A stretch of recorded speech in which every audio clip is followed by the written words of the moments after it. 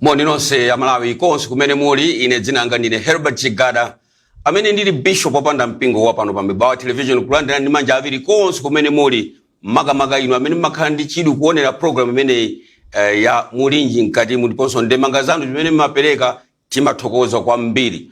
Pachifukwa ichi lero lino program ijanso yabweranso lero pa 4 October 2024.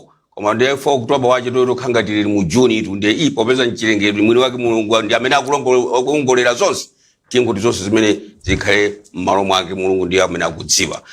Mosataya nthawi lero ndiye ndangunyamulatu Kleje amati Kleje yonse ndi imene ili kutsogolo muyiona tifuna kuna kuti iwowa apereke moni kwa inuyo ndi kutinso akulongosole atchule mayina wawo ndi utumiki umene iwowa akutumikira. Ine ndanena kale kuna kuti ndine wapano pa Mibawa Television. Choncho ndipereke nthawi kwa iwowa kuna kuti akupatseni moni atchulenso mayina wawo ndi utumiki umene iwowa akutumikira pa dziko lapansi. Takulandirani. Zowambiri. Takulandirani amene mukuonera nthawi ino. Ine ndi Gibson Nachie, General Overseer wa Harvesters Bible Church muno Malawi. Koma ndimakhala kuzomba. General Overseer. Harvesters Bible Church. Yeah. Takulandirani. Zowambiri. Ine ndine Mbusa, Dr. Vincent Chiro, Blantyre Baptist, Mbusa wa Blantyre Baptist, Blantyre. Blantyre Baptist. Mamva kuti pali Baptist ena pali kusiyana kapena pali mgwirizano? Pali Baptist osiyana. Oho. Koma nonse ndinu amodzi. Ndiye Baptist Convention of Malawi. Baptist Convention of Malawi. Tathokoza kwambiri. Kumeneko? Ndine Bishop Kingsley Mtwana, chokera ku mpingo Revival Life. Momu no Blantyre ukanjedza uko. Yanga ndisana ndisochitekina college. Indeed. Yai, takuthokoza ndithu Kleje yonse imene muli patsogolo pano. Ine ndakulandira ndi manja awiri. Amalawi monga mene timafotokoza kuna kuti no program yathu imachokera m'buku lopatulika lotchedwa kuti Bible. Ndipo ndi Bible lokha basi. Atsogoleri amene akupatsani moniwa nkhani imene tinayo tsiku lalo lino ichokera m'Bible musikuti kapena imachokera m'mitu ayi. Mafunso ndi mayankho onse amachokera mmene m'Bible. Choncho ndikupemphana mayindi apa mmene mulipo amene makonda ndi kutsatira program iyi tengani maBible wanu kuti tiyenderere imodzi. Itu ndi munjira imodzi so yophunzitsana Bible. Mutu wathu wa lero lino ndi mutu opambana kwambiri umene ndikupemphani inu amayindi abambo monga mmene ndapemphera kale kuna kuti mukhale pomwepo chifukwa chona kuti mutu wathu wa lero lino ngofuna kuti tiumvetsetse. Mutu akakunena kuti kuipitsitsa kwa anthu. Kodi inu ndinu munthu nangenene munthu kuti nakakuipa kwati kwa ife anthu nkotani nkumene tu atsogoleri panopa abwera kuna kuti adzazukute adzalongosole kuipitsitsa kwa anthu nkotani. Ndi apempha atsogoleri popeza tipo lero anthu atsogoleri atatu adzilankhula pang'ono pang'ono kuna kuti tidzipatsirana kuna kuti molingana ndi nthawi yathu imene yapatsidwa pano. Tiyambe ndi kumeneko abusa. Tithokoze Mulungu chifukwa cha madzulo abwino kuti tili mutu musanapitirire kulankhula ndafuna ndinene izi kuna kuno Bishop Nachie ndi Dr. Ntwana asakerera anatu akuti anaona matizaka zingati? Achirwa 15 zalusa. 15 Komanso nala anyamata nthawi imodzi. Murazo kuti yajani muli anyamata. Lero sino anyamata. Chama 80s. Chama 80s. Kuona na kumene? Yeah, I think 83, 84, 85. Ndiye balo ndilabwino fali mukumaliza. Jabwino pitizana Bishop. Madzulo ano ndithu ndimanena kuti tili mutu sowabwino. Jabwino. Makamaka kulingalira buku limene la Roma limene mulembi Paulo mtumwi yakulembera akhristu amene amapezeka mu mzinda wa Roma. Jabwino. Komano chimodzi chimene timachipeza kuyambira kwa nkhani nkolera kuti mbaleyo amalembera anthu osati kuti analemberedwe. Mukayang'ana ndime ina mosimo Vestian akuwongosola kuti kukatheka kuti ndibwere wauza Khristu Ranosala kulembera anthu amene kuli akhristu komanso mmalingaliro mwake muli maganizo onena kuti pakati pa anthu palinso ena osatembenuka. Ndi chimodzi chimene akulankhula pamutu wa lero umene tikhale tikulingalira akuyang'ana no status ya anthu amunthawi imeneyo zimenenso lero tikhoza kuzifanizira kuti zili pakati pa anthu. kuti anthu muchikhalidwe chawo machitidwe awo anali woyipitsitsa. Pachati kutengera pa Aroma chani? Aroma chapter 1 verse koma tikulingalira 18 yo kumapita ukulu pamene. Chabwino. Ndingofuna ndipereke chithunzi chokuti akulankhula za zinthu zimene zili pakati pa anthu, chikhalidwe cha anthu choyipa, ndiyuzere uli modzi wickedness, kuti anthu adasankha kukhala chikhalidwe chonyasa. Ndimatsatira nkhani kuyang'ana kuti akamati kunyasa zidafika pa uve chikere uli penero, chifukwa mmene ndimene timapeza nkhani yavuta pa dziko lapansi pa kuti amuna okhaokha kumakwatirana chani, amuna okhaokha, azimayiso kumagona amuna okhaokha, pa nkhani yakuyipitsitsapo pakutuluka chinthu chimenecho. Koma Paulo wachula zinthu zambiri, koma ndingofuna kutulusa mawu a zinthu ziwiri ndachulazi kuonetsera kunena kuti akamati kuyipitsitsa kwa anthu adasankha kukhala otani oyipa. Inu ndinu mboni kuti pakati pathunso munthawi zimene akunena pano Paulo akamayang'ana nkhani imene akulongosola mu chapter chimenechi makamakaso ndimene tikutsatirayi tikayambira pa 18 po kumapita nayo mpaka na ku 30 uko muona kuti akutchulamo zinthu zimene ndi zizindikiro za anthu amene ayipitsitsawo muchikhalidwe chawo, machitidwe awo adali mchikhalidwe. Komano Paulo chifukwa choti cholinga chake chimodzi amafuna kuti kalata yakhale uthenga wabwino owathandiza anthu kuti pa mapeto pa tsiku amve uthenga wabwino atembenuke mtima. Ndifake kalata wa Roma ndi kalata mmodzi amene amakhala ngati uthenga wabwino muchichewa china, chifukwa ndime zingapo zimene zimathandiza anthu ufuna kufotokoza zothenga wabwino zimagwiritsidwa ntchito ndi buku lake limene Aroma. Chifukwa timamva ndime yotchuka kwambiri mmenemo kuti pakuti tonse tinachimwa nkuperewera pa ulemerero wa Mulungu. Timamvanso kuti chotsatira kapena kuti mphotho ya uchimo ndiyo chani? Imfa. Paulo amatsindika zimene anthu amalemberawo amene tikumva kuti akuti adali woyipitsitsawo. Chithunzi chimenecho akuwaonetseranso njira yake, kuwaonetsera kuti ayi chipulumutso chilipo cha ulere, kuti munthu amalungamitsidwa mwandani wa Kristu Yesu. Kutanthauza kuti pamene tikuyang'ana nkhani yakuyipitsitsayi sikuti wangoyitchula ya tikanakolokera ku chapter 3 kusana kuyamba kuonesa kuti munthu akakhala chikhalidwe ichichi njira ilipo yopulumukira. Ndiye ndimangofuna kuyamba mawu amene kunena kuti ndizoona kuti tisanthule chapter chimenechi muli kudandaula kapena kulankhula kumene akupereka mawuwo kwa anthu amene akuwalembera kalata popezeka mu mzinda mmene ife tikhalira mu mzinda uno Blantyre. Chabwino. Moti zonyasa zambirizo zimaonekeranso mu mzinda ngakhale kunja kwa mzinda. Chabwino. Ndiye mwina poyamba tinene choncho kuti hayi kuipako tikuonadi ngakhale lero mu masiku ano. Chabwino. Dr. Chiro. Ndionjezere pa zimene anzanga anena za kuipa kwa munthu. Nthawi zinayi anthu fe timaganizana kuti munthu sikuti ndi uyipa kwambiri mpaka na Ambuye Yesu Kristu akachita kufa pa mtanda chifukwa cha machimo akati. Koma iye anthu fe ndife oyipa kwambiri. Titati tingoyang'ana zimene zimachitika pa dziko lapansi.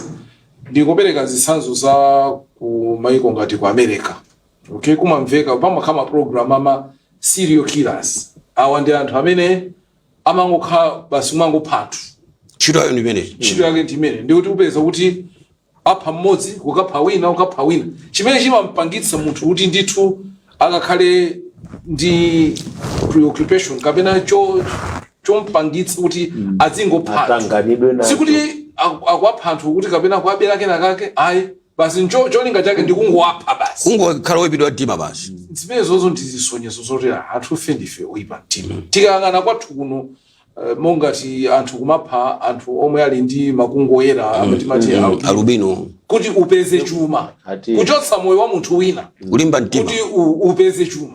Kumene ndikuyipitsitsa tigwiritse ntchito mawu amene agwiritsa ntchito wickedness zachoka pongoti mwasino mwina misdemeanor zinthu zoti zofewerapo koma pali zina zinthu zoti ndi zozama ndithu zoti zoonetsa kuti munthu chikhalidwe chake nchoyipitsitsa. Chifukwa chake kuti Yeremiya akukamba zona kuti mtima wa munthu ndi woyipitsitsa ndani angaudziwe. Nde on the surface zimaoneka ngati kuti anthu ife ndithu tini makhalidwe abwino amalitalidwa bwino, koma mtima utati uchite zofuna zake ayi ndithu ndoyipa umatha kupanga zoyipa kwambiri. Nde restraint kapena kuzigwira kumene kumapezeka kuti tisachite choyipacho ndipo mzimu woyera akhala mwa ife koma popanda zimenezozo kungochotsa mzimu woyera pa dziko lapansi munthu nkukhala wopanda chikumbumtima ndikuti dziko lino wawa kwambiri chifukwa anthu zimene zingaonekere eno zobisikazo kuti pamene pandoti ndife ndi anthu oyipa ndiye kuti chimene imatiteteza mmitima mwathu ndi mzimu woyera Ngasamatsusa za uchilungamo zaona amatsutsa nkukhala convicted right sizabwino opanda amene yotonde kuti basi ndiye kuti anthu amene amachita zoyipa monga ngati zomaphanzawo izi ndizi zimakhaona kuti mzimu woyera kapena wachokera pa nthawi imeneyo chikumbumtima Bible malemba amanena kuti chikumbumtima ndiye chikumbumtima chimatha kufa tikati chikumbumtima chimozimozi munthu ukakhala kuti kuphunzira gitara okay zala izi zimatupa izi zimapweteka kwambiri koma ukakhala kumayimba kena kumose mumazatani zimapimbitsa basi no mazolowera ndiye olonga khala uimbe siku menelo awo samva kena kalikosi chimozimozi so chikumbumtima chimafika panena kuti basi umatha kumachita chimo osamva sukutani osaona pweteka olokuti kutsutsiwa umamo basi nokumaona ngati zimenezo zichani zabwino ndi kusonyeza kuti munthu wafika poti waibisitsa Bishop Nachi tikupitira pomwepo ndithu umene afotokozera anzangamu mmeneso ndimalingalira za kuipitsitsa kwa anthu kumeneko chimene chimabwera maganizo ndi nthawi ya Nowa Genesis chapter 6 imeneso Mulungu akuti ataona ana a anthu kuona zolingalira zawo chilichonse chinachoyipa anafika mweso je kuti Mulungu onera kuti ndinalengeranji munthu kudandaula Mulungu kudandaula kuli bwino ndikanapanda kulenga munthu njifaka anabwera kuti apapazi zachitika apazi ineyo anthuwa ndingwaononga ndi amalize ndiye pa verse tawerenga 18 ija mwina tingotchulako zingapo zimene Paulo akunena ete zakuipa kwa anthuko kuyambira verse ya 20 ndiko pa 29 imeneyo Aroma chapter 1 yemwe ujete akukambako ndithu auna kuti iwo ndi odzazidwa ndi mtundu uliwonse wa makhalidwe oyipa zonyansa umbombo dumbo iwo ndi odzazidwa ndi kaduka kupha mikangano chinyengo ndi udani iwo ndi amiseche osinjirira odana ndi Mulungu achipongwe odzitama odzitukumula iwo amapeza njira zochitira zoyipa samvera makolo ndi anthu kuti kufika no pachapo kuti Mulungu akanatani komano chimodzi chimene tingasiyanise ndi ku Genesis chapter 6 Mulungu anabwera kuti anthu andiwaononga koma panopo chimene Mulungu sakuonongera chifana peka njira chipulumutso Yesu paka napanda kuti Yesu sanabwere nafa pa mtanda pacha sindikuwa anthu kanapitirira kunena zoona zimafotokoza pano zinafika ponyasitsitsa koma sambu Yesu poyankhula sana ne chimodzimodzi akuti zinali nthawi ya Nowa izakaso masiku amene ndikuyandikira kubwera moti machimo amene kuti anthu analuyipitsitsawa sitinganene ngati ndakutali koka lelonso anthu akuita chimodzimodzi monga amene atifotokozera pano anthu kupana umaita kudabwa chimene kupana ndi chani munthu ali ndi mkazi wake nyumba akwatira akazi ena 15 achani munthu ndalama ali nazo apita sokaba zimene zikanathandiza munthu wina zimene timamva ngati zakatangalezi mwitese ngati boma lapigula mankhwala litithandiza anthu azichira iye akaba mankhwala acha ndi kuipa kumene kuipa mtima akudziwa chimene tikuchitachi chika moyo wa wina pa chiopsezo koma alibe chikumbumtima sizikumkhudza kumpasa ndalama kuti zimthandizire anthu iye akudya sizikumkhudza ndi nyengo imene tafika ino tafika poipitsitsa posaganizira so za wina masona alisama kuziganizira eka zoti kawina zimkhudza bwanji kawina vopweti kama mtundu wanji kawina kumalizo tani situkhuza naso ndi nyengo imene tafika ino panopo silingana meso zoyipa panopo sufuna soti uzitalikire kuti uzipeze zili posepose ngakhale mafoni amene timagwisa ntchito masuku ano mumatuluka zonyansa timata kuona ena family timwe kama mavesi umatsangu peze pena pake pabwera page ina yake iwiso ndikudabwaso ine so page yabwera bwanji wino kupanga haki tu zimera kutulisa amene popo kuti koma sono munthu yuyu potulisa zimene akukeneza bwanji munthu mwake mukuyenda chani ndifati vomere pano kumeko ndiye kuipitsitsa umafotokoza pano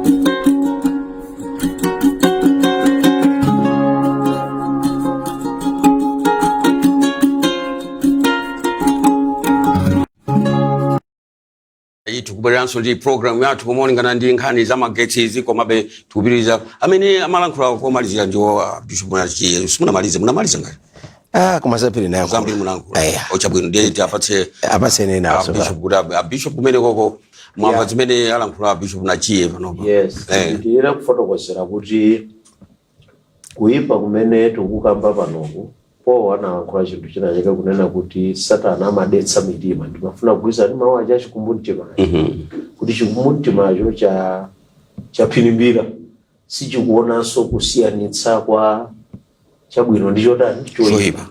Ndiye mpano umene akufotokozera apawo machitidwe amene afotokozera mukayang'ana dziko lingati tikuvutika ndikuipa kumene tikuona pano chifukwa ndimafuna kulingalira zimene anawerenga Bishop Munachiye mu verse 29 kunena kuti anadzala ndi zosalungama zonse, kuipa, kusirira dumbo odzala ndi kaduka, mbanda, ndewu, chinyengo, udani, zinthu zimene mukaziyang'ana lero pakati pathu zilipo zikulu. Ndipo kuopsa kwake ngati mmene tukambira pano zafikaso ngakhale mu mpingo. Mipingo sozafika maudani watu alipo sokuti ndiye anthu apita kuti ngati zafika mu mpingo ziwa kuti zafika kuti nkhale ndewu imatha kuchitika muchani challenge. Anthu amatumusirana kwanji, anthu amatsekerana kuuzana kuti pano wina asalowe pano.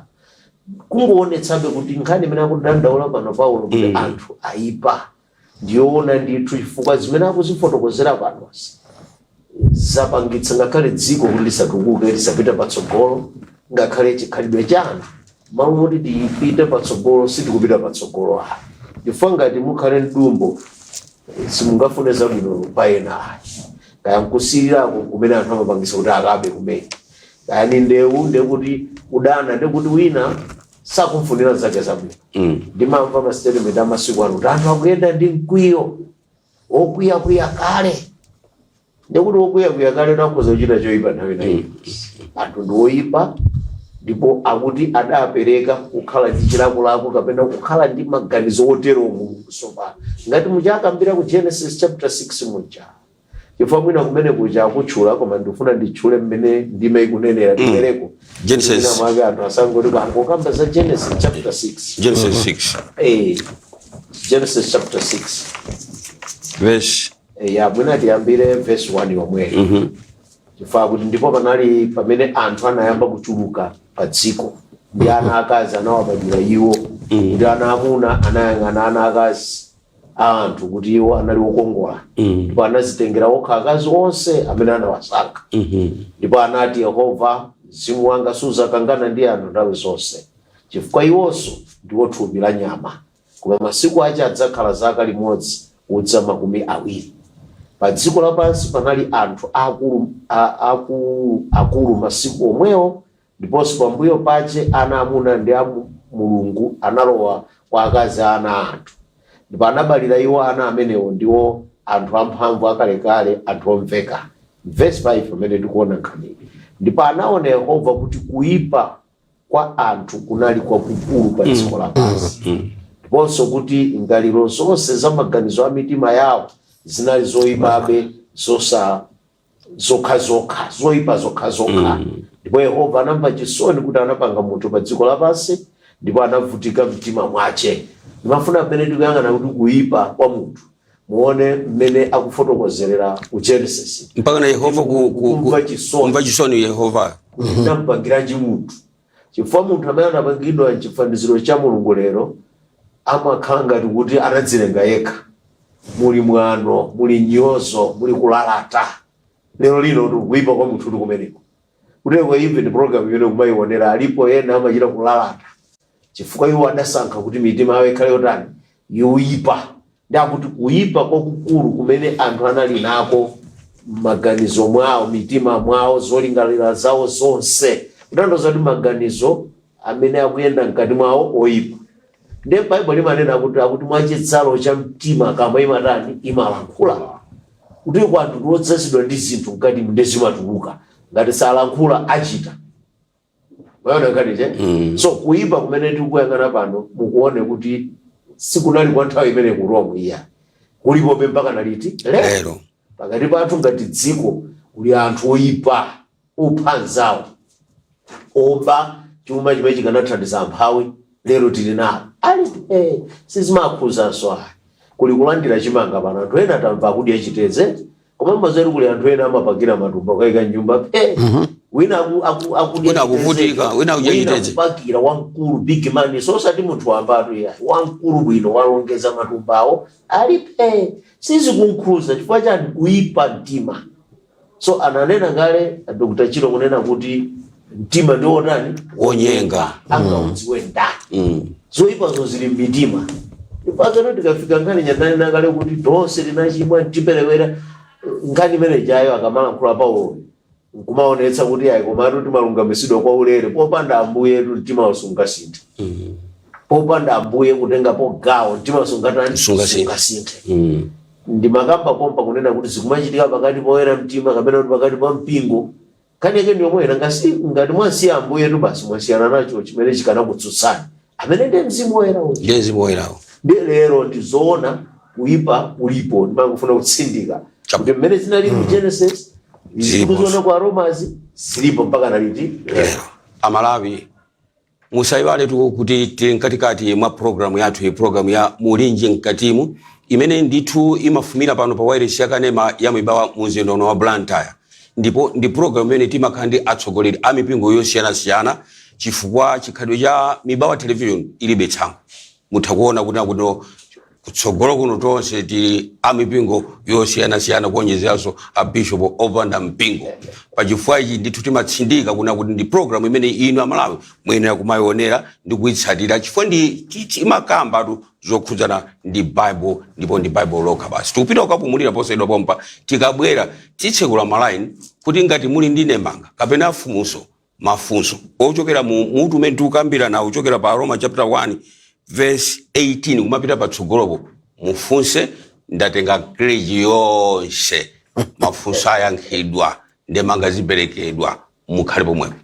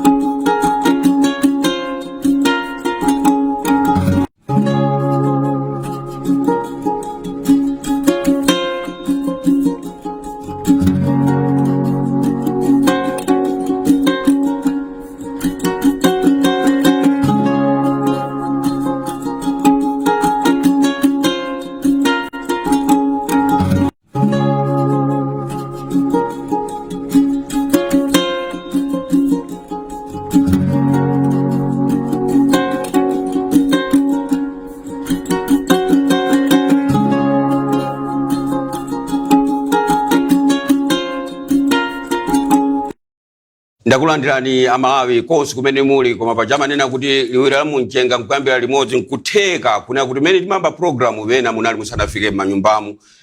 Mutu wathu lero lino program mene ya Mulinji Mkatimu uchedwa kuti no kuipitsitsa kwa anthu kuchokera mu Roma chapter 1 verse 18 mutu acha kuti kalata wa Paulo mtumwi wolembera kwa Aroma ndiye kuyambira verse 18 imbo kuti kuipitsitsa kwa anthu ndipo lero lino ndithu ndili ndi chimwemwe chodzaza tsaya kuna kuti angotenga kreji yonse imene kutsogolo kuno ndi Bishop Nachiye kuchokera komwe kuzomba abusa Dr. Chirwa Pinsinjiro kuchokera ku Blantyre muno ndiponso Antoine Stanley Mtwana damene ndio tilipo mpano ndiye munamaliza ndi Bishop kwa mpira kwa ujenda Dr. Edi ndithu pa verse ya 18 ndifuse kuna kuti singasima konzekera mafunso fa anthu kunja kwayamba wimba kutsoma ndithu abwere mafunso ati yanka chabwere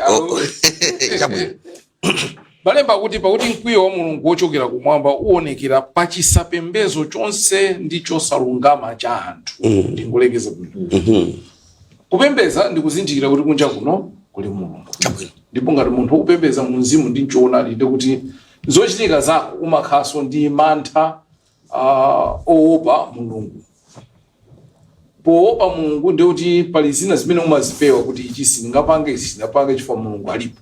Kwa pamene Mulungu sakulabadira kuti Mulungu aliko iwe nkumaziona ngati iweyo ndiye Mulungu kuti ukhoza kupanga china chilichonse pamene paonekera kuipa kwa munthu kuti munthu amaonekera mu njira zake zimene akupanga angakhale pa banja pamene peza kuti mwana waleredwa ndi kholo bwinobwino mamoti mwanayo akalemekeze khololo chifukwa ndi limene lamubweretsa kudziko lapansi lamvutikira moyo wake wonse kuti akakule akafike pa msinkhu oti awa ndi auche kupeza kuti akunyoza so makolo mwana unyoza makolo sono munthu ngati akunyoza kholo pamene popo ndi kusonyezanso kuipitsitsa kwa mtima chifukwa zikuonekera kuti mwana wotero ndio sakulabadiranso kuti pali wina wake amene anatibweretsa kudziko lapansi ndipo ameneyi ndi Mulungu wachiwiri koma aunyosa. Chimene chocho ndi chitsanzo chimodzi cha kuyipitsitsa chifukwa cha kusapembeza, kusaganizira kuti Mulungu alipo. Ndi timaganiza kuti basino ifeyo kati nazilenga tokha kaya tikhozopanga chitira chilichonse kwa munthu yemwe akudziwa kuti Mulungu alipo pena pako mazibweza kuti alipo amene analenga dziko li, alipo amene adzaweruza, alipo amene akundiona. chimene chimakhala chikumbumtima kuyipitsitsako kukubwera ifoti tamuchotsa Mulungu. Chifukwa chilengedwe cha munthu analengedwa kuti payekha sangakhale, panafunika Mulungu azikhala mkati mwake azimutsogolera. Ndiye chifukwa cha kuchimwa tinachotsa Mulungu uja, ndipo tamuchotsa Mulungu moyo mwathu amene akanatitondolera ku chilungamo chinthu choyenera. Ife chifukwa anthu tadzipereka tsopano kuira zonyasa. Ngakhale tikawerenga Bible tikamva kuti anthu amapeza zosema zinkokuchaso kwa Roma kucha auti kwa Roma chapter 1 konkucha akunena kuti malo mopembedza Mulungu iwana amapembedza cholengedwa chopangidwa ndi manja a wanthu. anthu kumachipembedza chimene kumachigwadira mama uja basi kukagwadira chimene mama sana madzulo kumagwadira zimenezo kumapembedza zimenezonso. Koma zonsezi kuchitika foti munthu anachotsa Mulungu moyo mwake. Ndiye ndiyankhule motero kuti anthu femena anatilengera mkati mwathumu pachingezi with a vacuum. And vacuum imene yoyo amene angapange feel angatse menemo ndi Mulungu yekha, angapange menemo ndi Yesu yekha. Koma tikangomuchotsa Mulungu palibe chabwino chonse ngachire pa dziko lapansi. Ndifake tikuona sizimene anthu akuchita zonyasa zoyipa zine zoti anthu akamachita Yesu kukhala pansi kuma akuganiza bwanji mmene anthu amayendera kamwina akamayenda kamovula kuti koma uyuyu mmene amachoka ku nyumba kwawo zoti wavula samadziwa achoka mbanja mwamuna ali ndi mamuna ache kapena ndi makolo ake munthu atavula ndi kumayenda pansewo yukeso ni uyuyu amaganiza bwanji. Anthu fe tafika ndipo ipitsitsa poyamba ndakamba kuti zoyipa zimene sifofunikaso patali kuzipeza zikupeze kapena palipo kungotsekula maso ako uziona uzimva uziwerenga uziona kuti tafika ndipo ipitsitsa kwambiri. Tsono chimechi chove section kwambiri paka napanda Yesu kufa pa mtanda tafika pomweso kuti Mulungu akanaononga dziko lapansi. Koma pano kufa cha Yesu uja atikwenda tu Yesu anayankhula kuti tabawalekani akungotileka kungotisiya. Panopo Mulungu akungotisiya chifaneka tsiku la chiweruzo limadzaweruze kudzera mwa Yesu Kristo. munafotokoza kunena kuti no Mulungu anafikiza napo pokwiya kuna kudandaula kuna kundalengeranje bathu kuti ndiyankhe menepo Yesu Kristo ali pa dziko lapansi anapereka fanizo la munda munali mkuyu. Ndiye kuti atabwera kusafuna chipatso sana chipezi, atabwera chaka china sana chipezi, kena akananena kuti ndi uzule. Ndiye tuyang'ano chanati ayi tabaulekani chimene chafikano pano poli Mulungu asatonongeso chifukwa cha Yesu.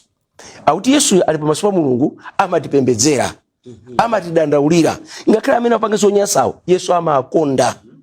Ndipo Yesu sasangalatsidwa ndi pang'ono pomwe kuti munthu akaonongeke. Chifukwa munthu atalengera chifanizo chake ngakhale amapanga zonyansawo mwina kumafuna kufanana ndi Satana azimvera zimene Satana amafuna koma ine kudzoti anapangidwa chifanizo cha Mulungu ndipo Mulungu singamkondweretse kuti munthu wotere uja aonongeke. Hello kuno kumibawa television takulandira mugwembira kuti nanga tina ndi ndani. Hello kuno kumibawa television takulandira mugwembira kuti nanga tina ndi ndani. Hello kwanga kuti no siku sinakusana sikumbeka kweni epitiza nini makamba kuti paka napanda Yesu kufa pa mtanda paja dziko lapansi likanatha. Komanso mwina kutatu tikanazipeleka toka taona ni nkhondo zimene takumenyana tikumva maiko nkhondo munthu makhala pansi ndi nzeru zake za umunthu ndi umapanga chida chake chotakaphera munthu zake osakala nyama osatokaphera nyama chabwera tapanga mfuti tizikaphera nyama tizidya zomveka. Koma kupanga mabomba akupanga zinthu zizoti ukamamva munthu amaganiza bwanji basi ndoti anthu fera fika kuti poyipitsitsa anthu amatochoka nyumba mwawo kukupira makadikira anzawo pansewu cholinga awalande awapere akuganiza chani munthu momwe zosamvetsetseka iyayi munthu wafikiza ponena kuti angati wina akamachita zimene kuli bwino kangomuotcha ulimba mtima bwanjima kuti munthu akaotchedwe munthu kumana munthu akangotere ote timotchi ino nditi nkhala wakubayo chabwino wakubayo waba koma ndi munthu ndithu palibe chifukwa tife tingafike poti mpana kamochi chifukwa apolisi chitwake ndi chani tingomutenga apita kamulange mwachilungamo chifukwa nayenso atadzalape kwa munthu afika kuti atha kumuotcha ndithu tenga atayala kumveka munthu tenga mafuta kutsira machesi iyayi ndipo sindikuvetsetsa kuti munthu afika potani tingana kuti munthu utafika poopsa imweneso posa chinyama chakuchiri chifukwa chakuipa ati kumene koko ipichitsa kumene mmachali chineti sakambe kuno kuti kumibawa television takulandira program kuimbira kunanga dzinanu ndi ndani Halo, kuno kumibawa television takulandira mukuimbira kunanga dzinanu ndi ndani malaino khangati kuti ativutako Halo, kuno ndi kumibawa television takulandira mukuimbira kuti ine McDonald McDonald mukuimbira kuti nanga muli ndi funso kapena ndemanga ineyo ndikufuna ndiyankhule ko mwina ndemanga pang'ono pangani lankhulana McDonald ine ndikuimbira kuchilimba ndi ndemanga chabe lankhulani ndemanga yanuyo ndemanga yanga ilikonena kuti tikakamba kuipa kwa munthu sitikukamba kuti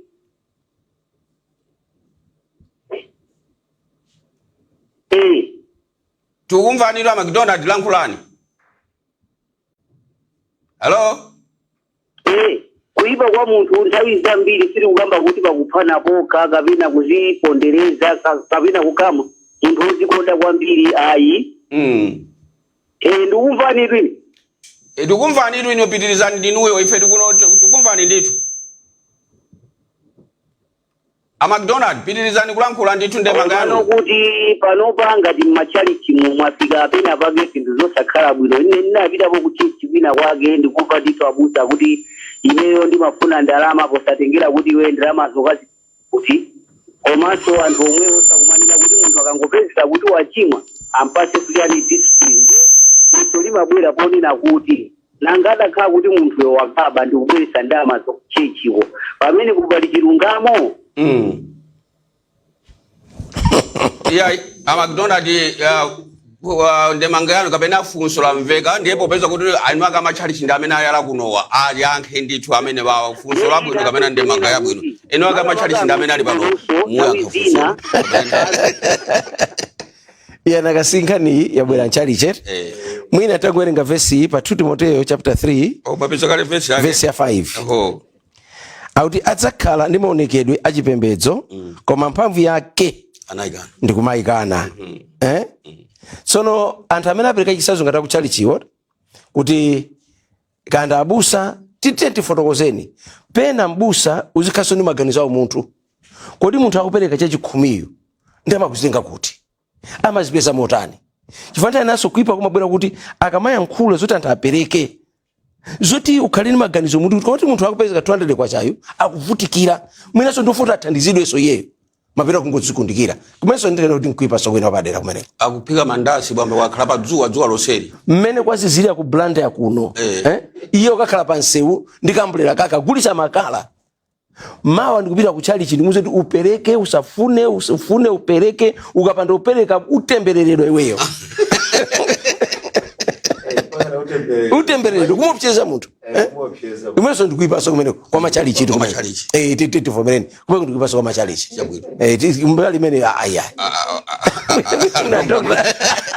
paka kumulimbikisa munthu kuti akatenge ngongole azapereke chopereka uchalichi malo moti munthu timmasule tikumuyika mugoli paka daya ngati zakagulisa katundu kaya kunyumba kapena mukatenge ngongole mupereke mbewu seed apereke seed ya chani chinyengo chimene chocho chinyengo chochayambira ndi mtsogoleri mbusayo wapamalozo kwathu ndi anthu amaonaso akaba angakhale za kachigezi atuna anapereka nditu zindrama zazikulu machalichi nkumadalisa zimezo koma za chinyengo ndiye kuipa itsitsa kwa munthu kuonekera angakhale mwina kwa antwana sizichitika kumene zochitika zimene zochitika taziona mapepa even zimene akamba kuti kufinya munthu kuti apereke pamene munthu satha nthawi zina malankhulidwe ake ndomwe wa mphamvu zake osatiso kuthandiza munthuyo iya. Hello.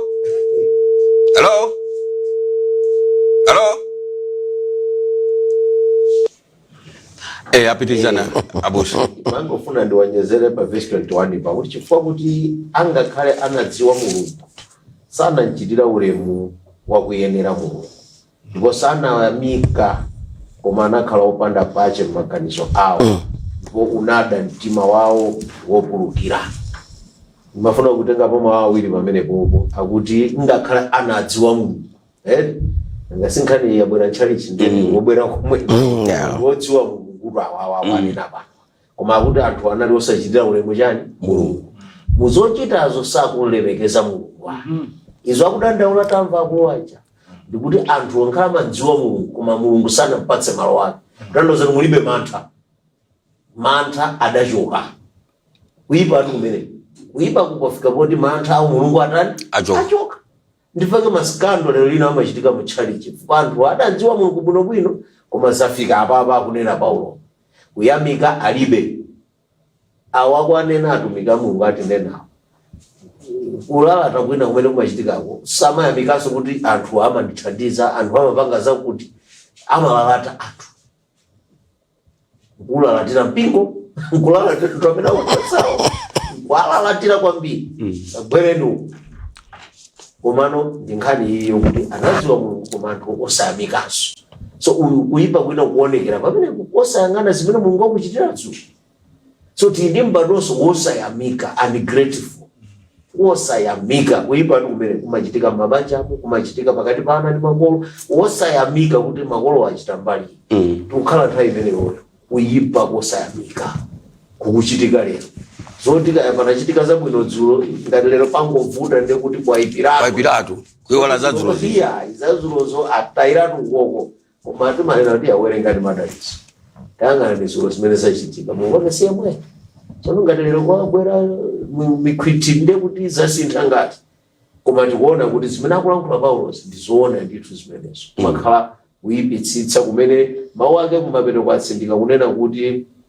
maganizo awo ndipo unada mtima wawo unada pamenepo defile ndi mtima unadetsedwa suonaso chabwino susiyanisa chabwino ndi choyipa amangopanga zomene angathe kupangazo ndiye mawu aja anachula chipembedzo aja pamene lero chipembedzo chikukumanira ndi nkhondo pamenepo chifukwa akafika pamenepo akhale chipembedzo chimene angokhalirapo ndizoti chipembedzo chimayima ndi munthu chipembedzo chimamperekeza munthu tsiku la imfa koma zoti ayang'ane moyo wawo alibe kudandala kwa Paulo pamwe yang'ana chimenecho mitima yadesedwayi ndikuti palibenso pale ndani ndikulu koma chipembedzo afuna achipange apezeke muchipembedzo aoneka akuchita za chipembedzo koma kuipa mtima kulimbali kwayo zikuchitika lero zimene Reverend ndinenenso kuti kuipa mtima kukunkirankira phone hello kuno kumibawa television ndithu kukumpitirira mu Yesu tingobereka chitsanzo cha nkhondo pakati pa Russia ndi Ukraine. Russia sikuti akulimbana ndi asilikali wangoponya mabomba anthu mpaka mafika 30,000 kufa 40,000 kufa ndikuipa mtima kumeneko anthu ose pali ana azigogo omwe akungovutika chifukwa cha basino kuipa mtima zinthu zikhoza kutetezera ndiye kuipa mtima kukunkerankera pafika po size yene kuti ananena so ndilo kuti anthu akufuna tipange malamulo otetezera chimo ulitetezera tirekeze anthu akuchita bepush iya bwanji tibwese malamulo oti kutaya pakati kukhale kovomezeka abwanji tibwese malamulo onena kuti azimuna ukauka kapena akazi ukauka azikwatirana kapena kugonana idawikira lamulo afuna lamulo lisinthe Ava- choyipacho Cholole- chomwe tinachidziwa kuti ichi nchoyipa tifuna kuti Chivomerezeke basi. chivomerezeke kuvomerezeka kwake osati kuvomerezedwa ndi Mulungu koma kuti lamulo likhalepo lonena kuti zimene sizoyipa zipangane so zimene zinde kusonyeza kuti kuyipa kwafika povuta kwambiri kumaiko kwanza athu kuzafika saizi yonena kuti mwana akabadwa kuti sikuti tizimpatsa dzina tizimunena tizimutchula kuti ndi mamuna ndi mkazi timusiye akazakula pang'ono akafika Asankheka. yekha zinena kuti ineyo ndine mamuna kapena ine ndine wamkazi zongo soiza kuti tasokonekera kwambiri matoileti sabika osati mero kapena female aliyese akuzolowa achikankumana komweko basi iwe sunganenenso kuti iwe mkazi bwantukwera wakuza ndani kuti ndine mkazi kusonyeza kuti ndichisawa wachokhachokha tankirankira kunyanya muzoyipa ndamva mayi wina wache ndithu akufotokoza kuna kuti no lamulo ilona kuti no azimayi ati asamachotse pakati iye akunena kuti zimenezo mayi kwena tu akupanga kuloleza kumachotsa pakati kumachotsa mimba iyefonso nkumati kodi iyeyu ndiobereka mayiyu kodi iyeyu mayi yake ndi bambo akandikana akanachotsa iye pano akulankhula mawu amenewo mayi oti wachikulire yakuipa mtima yerekeza maiko wena wake akuti munonso asikana basi iye ali moyo akuti mwana wanza akadzika chotsa mimba anthu otero ndi amene amachita kuwafunsa makolo kodi munandiberekera matama kusonyeza kuti zasokonekera kuipa mtima kuipa mtima abisho iya nkhani imeneyi chikana zakuipa mtimazo ndiyoti tisokolowera ifomba ili dziko lafika munthu waposanso chinyama mwina chinyama chimaganiza kwabwino nthawi ina kwa munthu afika poyipa kumaso kuti ichichi ndi choyipa inetu lero ndili wasikondwa kwambiri kufaonera kuti kumeneku kuleji yonse mwadzaza kumeneku niye mfuna kuti tumufotokoze modzaza za nkhani ngati imene ikuipa ndikufa zimenezo zimonga mene anenera wenake ngakhale kucha machali chimene zasefukira kumene koko ndiye inu amachali magrejeni mukuti bwanji muthandiza bwanji anthu kunja ndiye mpamene tikamba kuti machali chimu chimenso china chavuta chimene ndachiona ine pa zaka mwina zingapo zapitazi a Dr. Chilo ndi tina limodzi ife nthawi chimene timalalikira ife choti munthu atembenuke mtima alandire Yesu chabwino ngati ambuye ndi mpulumutsi wake ndipo timamusa zochita upangisa kuti uzipempera uzipita kuchalichi uzichita umboni uzipanga izi lero mauthenga amene kulibe lero chimene tingolalika lero ulemere upange izi ndifo takhazikika pa zinthu zimene sizofunikira nchifake kuipa mtima chakwalo watsopano ine ndauzidwa kuti ndilemera bwa kundikagwira ntchito ndingalemere patenga zaka zingati ndipita kwamba kubaso pano ndipita kapakezo pano kandi ntsikana afota alemere chimene achita iyeyo akapesa abambo ena akanda akula mpingo osachali china akala bless ake maona akutenga bambo kusintha tu chimo tu akumuzenga bambo mwina wa anake yonso kuposa iyeyo koma iye akamanena anasintha dzina ati bless ati kundalisa ati ondalisa ondalisa ndimawerenga sopena paka makamba za mitala wena mana kuti mukamati mitala mamuna akazi awiri mukulakwitsa muzenera kuti mkazi aliyense apeze mamuna usatiziyo kuti mamuna akazi awiri iya mitala kuti tisinthe not one man two wives no but it should be every woman a husband maona tikuite metu zakanicha kuti panova kupanga legalize akuvomereza kuti mamuna tokandi akazi mbirimbiri pamene Bible ichonazo ona kuti analenga mamuna mmodzi mkazi mmodzi ndipo pachiyambi kani akena liti imene dziko likutembenusa chilichonse komanso kuipa kumene kwaoneka kuona kuti chilichonse chabwino pano sichikutchuka pangani chabwino china chilichonse sichuka ingopanga ni choyipa chichuka tikuona masambatu anchezowa wina wapanga chinthu chake chonyansa wina kamanduza abusera kamanduza anakupanga create ka page kawo kabodza ndi chithunzi ichi amene yakufuna ndimutumizireni ndani pasanapite 10 minutes kunapita mafoni number over 100 ndiye tipana kudaba koma ine chimene chikokondolesa ndi chani ine ndangomba za chithunzi choyipa katichi pamota ne kuti amene afuna kulandira Yesu ni ndani sabwera ngakela ikiso peja ko sayona tu bishop twana lankhulani mawu otsiriza mwe mutsazike. Yeah, mawu akulu tundionena kuti pamene tikuyamba kuti anthu ayipitsitsa njira ilipobe yobwerera. Njirayo ndi yomwe ija kwa Paulo mmene amalemba kwa Roma 3:23 imangirira nkota nkhani pakati pa Ayuda anthu a mitundu anazachula mawu awo kunena kuti kupeza tonse tinaperewera pa ulemerero wa Mulungu koma timalungamisidwa kwa ulere wa Khristu ndi chisomo chake. Tanthauza kuti palibe china chimene ungachite kuposera kuyang'ana chimene Yesu anapanga kalecho. So Yesu anatipangira kale njira yoti ife tikhoza kubwerera kwa Mulungu. Mitima yoyipayo Yesaya ananena kale ku chapter 1:18 akuti ngakhale machimo atafira ngati kapesi azayeretsedwa. Mwayi uliponso. Ulipo mwayi woyeretsa mitima yokudayo mwazi umatsuka umayeretsa. A doctor? Nditero. Tinenenso kuti pala anthu ena amaganiza kuti chifoti mwina nsaba sachita chigololo ande kuti iwo ali komayi sali bwino samene chifone kuti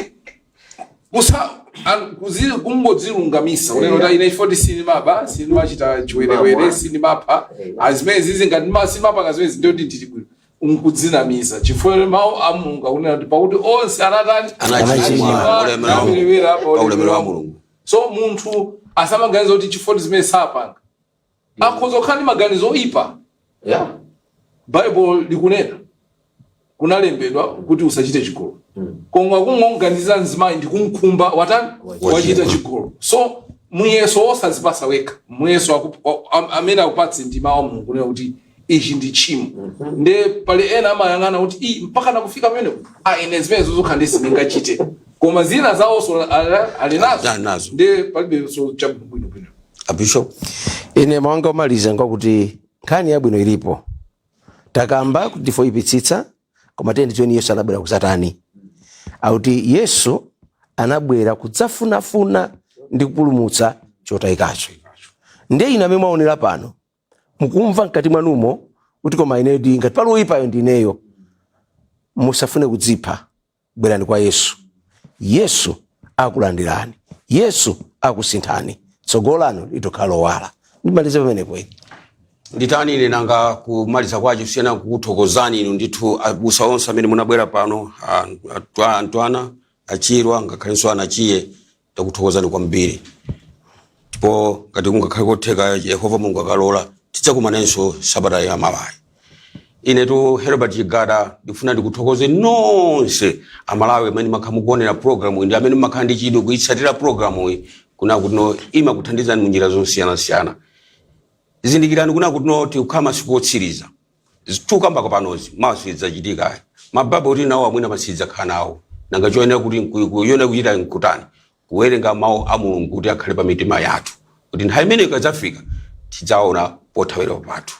Sina ndekha na ndi Humphreys ndiponso Joel Adams uko ku Fano Control Center in Herbert Chigada Bishop Apanda Mpingo pano pa Mabawa Television ndikutipitizani kuona ma program ina papanda ndipo Yehova Mulungu adalitsa inu pamodzi ndi ine ndemwe.